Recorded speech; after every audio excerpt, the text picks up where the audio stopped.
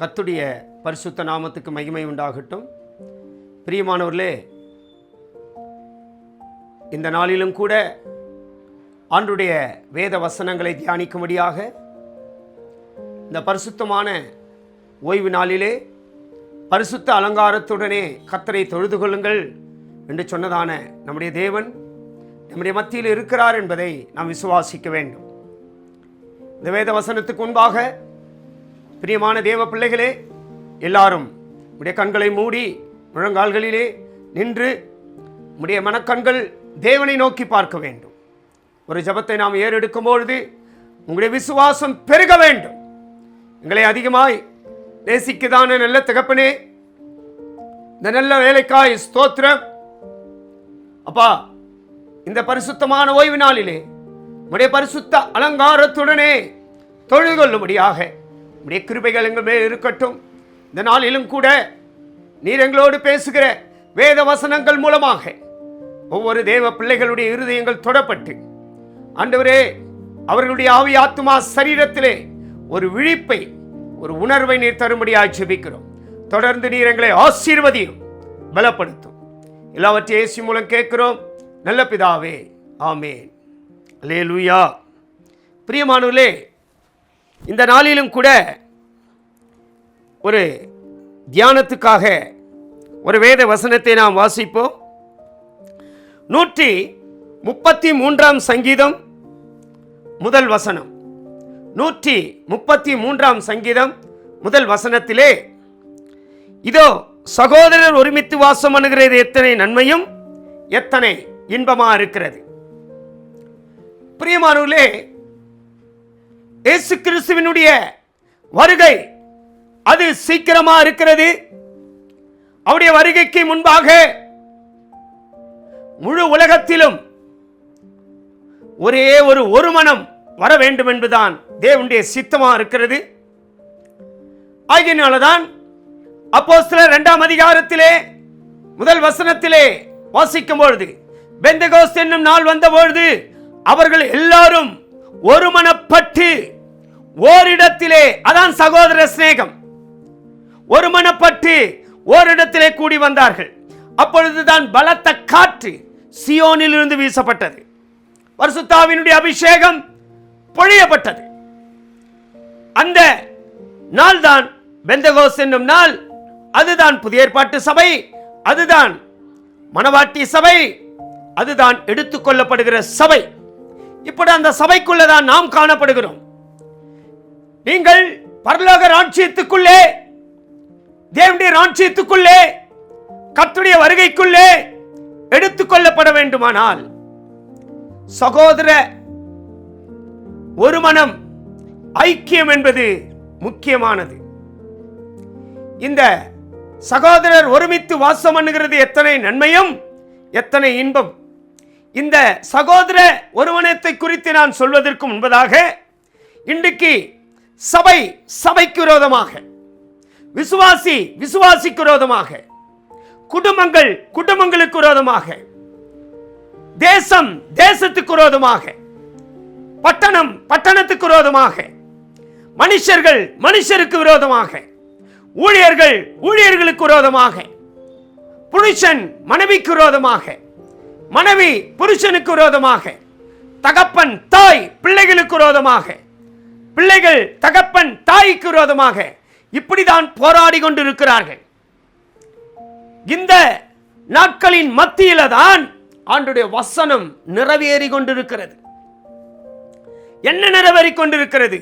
இதோ நான் சீக்கிரமாய் வரப்போகிறேன், இதோ நான் சீக்கிரமாய் வரப்போகிறேன்.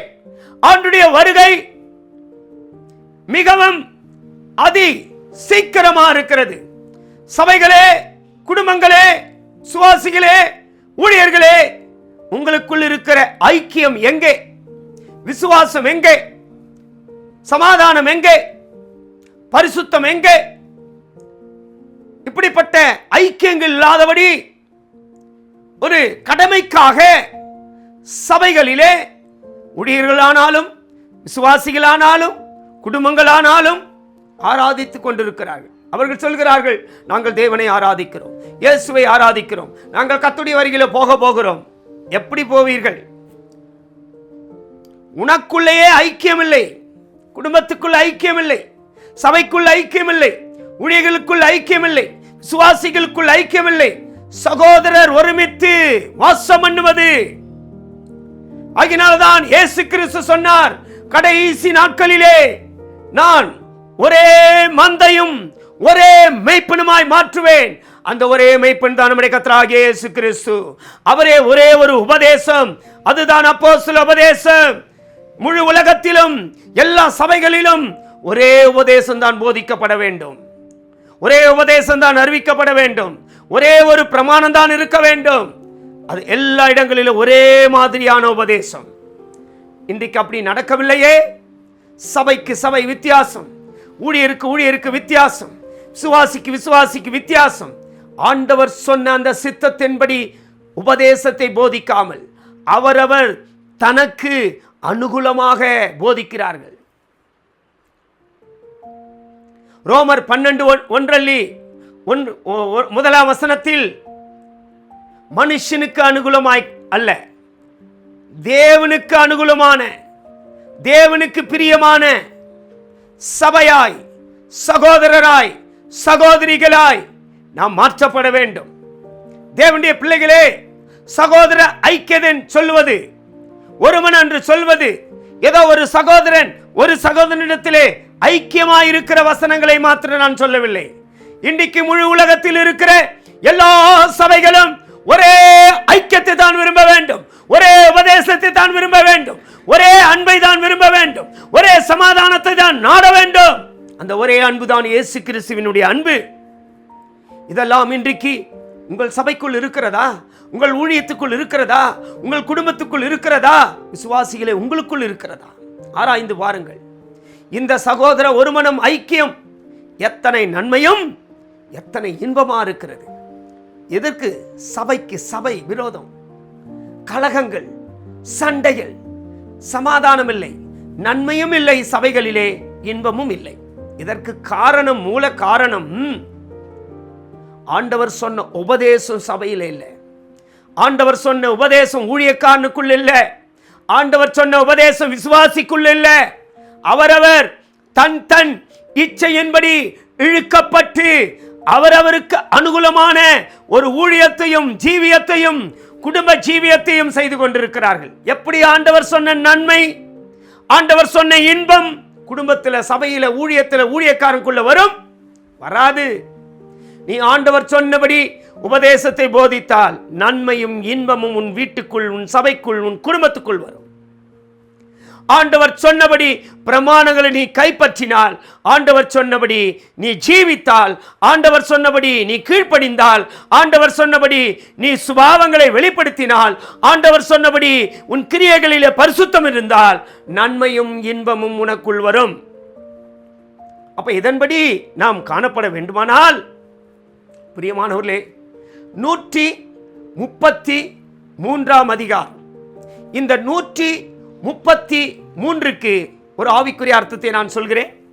மறுபடியும் கீழே 3 வசனங்கள், அது ஒரு 3, 133 மறுபடியும் ஒரு 3, இந்த 4 எண்ணுக்கு ஒரு ஆவிக்குரிய அர்த்தத்தை நான் சொல்லி இந்த பரலோக ராஜ்யத்துக்குள்ளே நாம் பிரவேசிப்போம்.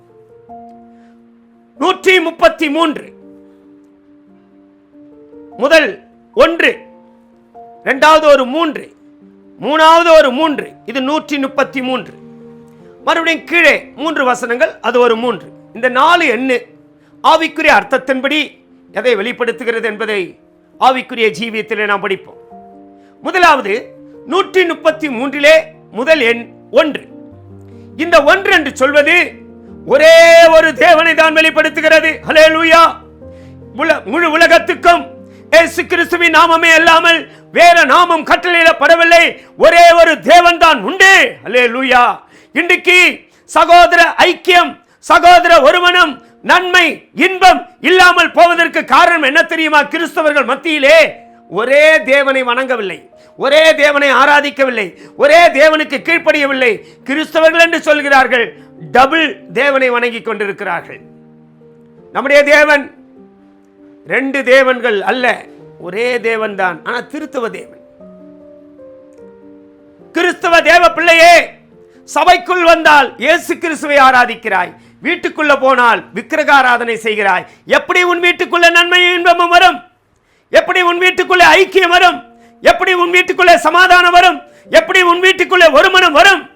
ஒரே தேவன் தான் நம்முடைய தேவன். அவர் மாறாதவர். அவர் நேற்றும் இன்றும் என்றும் மாறாதவர். அவர் அன்சேஞ்சிங் லார்ட்.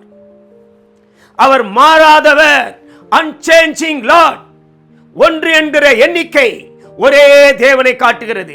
நீ எங்க போனாலும் அந்த ஒரே தேவனை தான் நீ மகிமைப்படுத்த வேண்டும். ஆபீஸில் ஆனாலும், குடும்பத்தில் ஆனாலும், சபையில் ஆனாலும், அந்நிய ஜனங்கள் மத்தியில் ஆனாலும், உன் பந்துக்கள் மத்தியில் ஆனாலும், சொந்த பந்தங்கள் மத்தியில் ஆனாலும், ரோட்ல போனாலும் கூட ஒரே தேவனை தான் நீ மகிமைப்படுத்த வேண்டும். அப்பொழுது நன்மையும் இன்பமும் வீட்டுக்குள்ள வரும். ஒன்று என்பது ஒரே தேவனை காட்டுகிறது. ஒரே நாமம்தான். வானத்தின் கீழே பூமியின் மேலே இயேசு கிறிஸ்துவின் நாமமே அல்லாமல் வேற நாமத்துக்கு கட்டளையிடப்படவில்லை. ஹல்லேலூயா. இரண்டாவது எண் 3.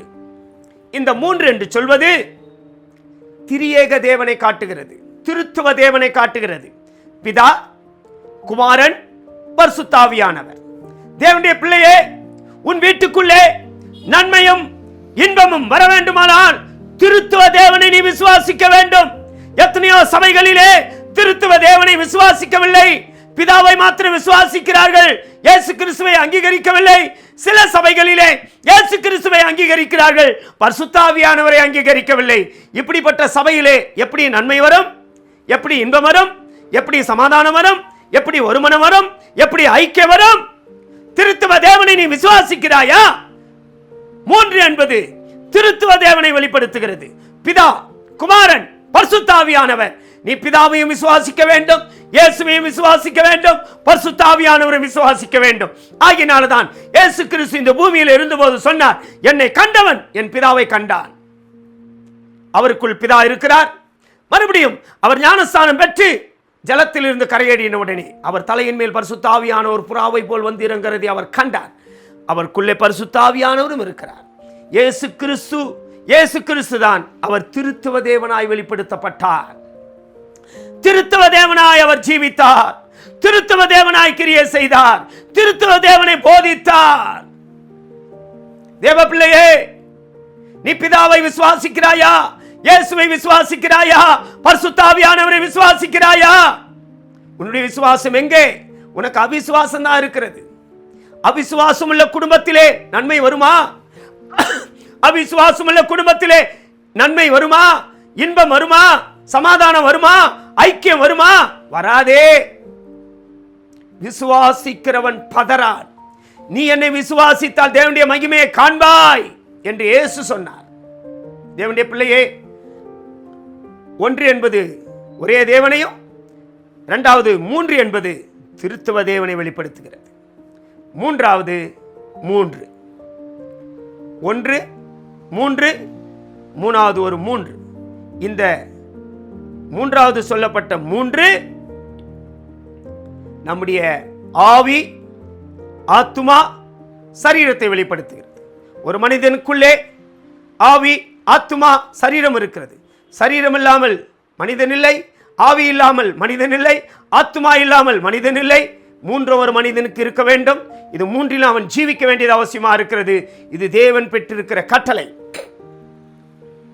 தேவனுடைய பிள்ளையே, அதனால்தான் வேதவசனம் சொல்கிறது, உன்னுடைய ஆவி, ஆத்துமா, சரீரம் பரிசுத்தப்படுவதாக, சம்பூர்ணம் பூர்ணப்படுவதாக.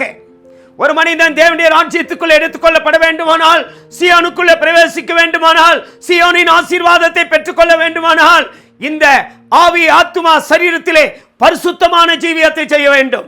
தேவனுடைய பிள்ளையே, உன்னுடைய வீட்டுக்குள்ளே நன்மையும் இன்பமும் வர வேண்டுமானால், உன் சபைக்குள்ளே நன்மையும் இன்பமும் வர வேண்டுமானால், சகோதர ஐக்கியம் வர வேண்டுமானால், ஒருமனம் வர வேண்டுமானால், உன்னுடைய ஆவி, ஆத்துமா, சரீரத்தில் நீ எப்படி இருக்கிறாய்? பரிசுத்தமா இருக்கிறாயா? பரிசுத்தம் இல்லாமல் ஒருவனும் தேவனை தரிசிக்க முடியாது. யாவரோடும் சமாதானமாய் இருக்கவும் பரிசுத்தமுள்ளவர்களாய் இருக்கவும் நாடுங்கள் என்று எபிரேயர் 12:14 வசனத்தில் சொல்லப்பட்டிருக்கிறது. எபிரேயர் 12 அதிகாரத்தில் 14 வசனத்தில் சொல்லப்பட்டிருக்கிறது. உன்னுடைய ஆவியிலே, ஆத்துமா, சரீரத்திலே நீ எல்லாரோடும் சமாதானமா இருக்கிறாயா? உன்னுடைய ஆவி ஆத்துமா சரீரத்திலே நீ பரிசுத்தமாய் ஜீவிக்கிறாயா? பரிசுத்தம் இல்லாமல் ஒருவனும் தேவனை தரிசிக்க முடியாது. தேவனுடைய பிள்ளைகளே, உன்னுடைய ஆவி ஆத்துமா சரீரம் எப்படி இருக்கிறது? சமாதானமும் பரிசுத்தமும் இல்லாமல் போனால் நன்மையும் இன்பமும் எப்படி உன் குடும்பத்தில் வரும்? ஐக்கியம் எப்படி உன் குடும்பத்தில் வரும்? அதனாலதான் பிசாசு தலைவிரித்து ஆடிக்கொண்டிருக்கிறான். குடும்பங்கள் மத்தியிலே பிசாசு தலைவிரித்து ஆடிக்கொண்டிருக்கிறான். அநேக சபைகள் மத்தியிலே பிசாசு தலைவிரித்து ஆடிக்கொண்டிருக்கிறான். தேவனுடைய பிள்ளையே, இதுதான் 133 எண்ணுக்கு ஆவிக்குரிய அர்த்தம். 1 என்பது ஒரே தேவன், 3 என்பது திருத்துவ தேவன், மறுபடியும் 3 என்பது நம்முடைய ஆவி ஆத்துமா சரீரம். மறுபடியும் அந்த அதிகாரத்திலே கீழே 3 வசனங்கள் இருக்கிறது. அந்த 3 எண்ணிக்கை என்று சொல்வது 4வது அர்த்தம். அந்த 3 எண்ணிக்கைக்கு பரலோக ராஜ்யத்தை அது காட்டுகிறது. பரலோகம் ஒன்றுதான், ஆனால் 3 ஸ்தலங்களிலே வித்தியாசம் உண்டு. சியோனும் புதிய எருசலேமும் ஒரு ஸ்தலம், புதிய வானம் ஒரு ஸ்தலம், புதிய பூமி ஒரு ஸ்தலம். இதுதான் பரலோகத்திலே 3 இடங்கள் உண்டு. 3 பரலோகம் அல்ல, 3 இடங்கள். அதான் 3 வீடு. அதனாலதான் இயேசு கிறிஸ்து சொன்னார், நான் என் பிதாவின் இடத்துல போகிறேன், என் பிதாவின் வீட்டிலே அநேக வாசஸ்தலங்கள் உண்டு. டோர், வீடு ஒன்றுதான், வாசஸ்தலங்கள். என் பிதாவின் வீட்டிலே அநேக வாசஸ்தலங்கள் உண்டு, உங்களுக்காக ஒரு ஸ்தலத்தை நான் ஆயத்தப்படுத்துகிறேன். நான் ஆயத்தப்படுத்தின பின்பு நான் வந்து மத்திய ஆகாயத்தில் வந்து உங்களை நான் சேர்த்துக் கொள்வேன். அப்படியானால் பரலோகம் ஒன்றுதான், ஸ்தலம் வித்தியாசம். 3 டோர், வாசஸ்தலம். அது இயேசு சொன்ன ஒரு ஸ்தலம் என்று சொல்வது சியோன், புதிய எருசலேம். இந்த சியோனும் புதிய எருசலேமும் ஸ்தானங்களிலே வித்தியாசம், ஆனால் இசைவினைப்பாய் கட்டப்பட்ட நகரம் என்று வேதம் சொல்கிறது. ஸ்தலம் ஒன்றுதான், ஒரே ஸ்தலம்தான், இடம்தான், ஆனால் இசைவினைப்பாய் கட்டப்பட்ட நகரம் சியோன். சியோன் என்றால் இந்த பரலோகத்தை குறித்து எல்லாம் வேற வீடியோவில் நாங்கள் பேசுகிறோம். தேவனுடைய பிள்ளையே, இந்த 3 வசனங்கள் என்று சொல்வது 3 எண்ணிக்கை என்பது கீழே 4வது. பரலோக ராஜ்யத்திலே 3 இடங்கள் உண்டு என்பதை அது வெளிப்படுத்துகிறது. முதலிடம் சியோன், புதிய எருசலேம். செகண்ட் புதிய வானம், 3வது புதிய பூமி. இதுதான் பரலோக ராஜ்யம். ஆனால் ரகசிய வருகையிலே எடுத்துக்கொள்ளப்படுகிறவர்கள் மாத்திரம்தான் அந்த சியோனுக்குள்ளே, புதிய எருசலேமுக்குள்ளே பிரவேசிப்பார்கள். அந்த ரகசிய வருகையிலே போகிறவர்கள் தான் மணவாட்டி சபை என்று அழைக்கப்படுகிறது, எடுத்துக்கொள்ளப்படுகிற சபை என்று அழைக்கப்படுகிறது, பூர்ணமாக்கப்பட்ட சபை என்று அழைக்கப்படுகிறது. தேவ பிள்ளையே, இப்பொழுதும் கூட நம் அனைவரும் கண்களை மூடுவோம். நீங்கள் எடுத்துக்கொள்ளப்படுகிற சபையாய், மணவாட்டி சபையாய், பூர்ணமாக்கப்பட்ட சபையாய் நீங்கள் மாற வேண்டுமானால் அந்த பரலோக ராஜ்யத்துக்குள்ளே இயேசு கிறிஸ்து சொன்ன அந்த ஒரு ஸ்தலத்துக்குள்ளே நாம் பிரவேசிக்க வேண்டுமானால் நாம் ஒரு மனம் படுத்தப்பட்டவர்களாய், ஐக்கியமானவர்களாய், சமாதானமானவர்களாய் நாம் மாற்றப்பட வேண்டும். நம்ம எல்லாரும் கண்களை மூடுவோம். அப்பா, எங்கள் ஆவி ஆத்துமா சரீரத்தை நீங்கள் பலப்படுத்துங்க. எங்கள் ஆவி ஆத்துமா சரீரத்தில் ஒரு ஐக்கியத்தை கொடுங்க. எங்கள் சபைகளில் ஒரு ஐக்கியத்தை கொடுங்க, எங்கள் குடும்பங்களில் ஒரு ஐக்கியத்தை கொடுங்க என்று நீங்கள் ஜெபிக்கும் போது ஒரு பரிசுத்த ஆவியினுடைய வல்லமையும் தலையின் மேல் ஊற்றப்படுகிறது. தேவனுடைய பிள்ளையே, நீ ஒரே ஒரு தேவனை தான் ஆராதிக்க வேண்டும். அதுதான் உன் விசுவாசம். 2 தேவனை நீ ஆராதிக்காதே. 2 தேவர்களுக்கு நீ ஆராதனை செய்ய முடியாது. நம்முடைய தேவன் ஒருவரே. அவர் நாமமே அல்லாமல் வேற நாமத்துக்கு இந்த பூமியிலே கட்டளையிடப்படவில்லை, அதிகாரம் கொடுக்கப்படவில்லை. அந்த நாமம் தான் இயேசு கிறிஸ்துவின் நாமம். அந்த நாமத்தை மாத்திரம் நீ விசுவாசித்து ஆராதித்து தேவநாமத்தை நீ மகிமைப்படுத்துவாயானால், அந்த அப்போஸ்தல உபதேசத்துக்கு நீ கீழ்ப்படிவானால், பூர்ணமாக்கப்பட்ட உபதேசத்துக்கு நீ கீழ்ப்படிவாயானால், ஆண்டவருடைய சியோனாய், நூத்தன புதிய எருசலேமாய் கர்த்தருனை மாற்றுவாராக. இந்த நாளிலும் கூட ஆண்டவரே, ஒவ்வொரு பிள்ளைகளுடைய ஜீவியத்திலே எந்தெந்த குடும்பத்திலே நிம்மதி இல்லையோ, சமாதானம் இல்லையோ, நாங்கள் ஜெபிக்கும் போதே அந்த குடும்பத்தில் இருக்கிற எல்லா கட்டுகள் உடைக்கப்படட்டும். ஆண்டவரே, சமாதானத்தை கொடுங்க. புருஷன் மனைவிக்குள்ளே, பிள்ளைகளுக்குள்ளே, ஊழியர்களுக்குள்ளே, ஒவ்வொரு ஒவ்வொரு குடும்பத்துக்குள்ளே அந்த சமாதானத்தை நீ தந்து, ஆசீர்வாதத்தை தந்து, சகோதரர் ஒருமித்து வாசம் பண்ணுவது எத்தனை நன்மையும் எத்தனை இன்பம் என்று சொல்லப்பட்டபடி அந்த இன்பம் நன்மையும் அவர்கள் பெற்றுக்கொள்ள முடியாய் இயேசுவின் நாமத்தினாலே ஜெபிக்கிறோம் நல்ல பிதாவே, ஆமென்.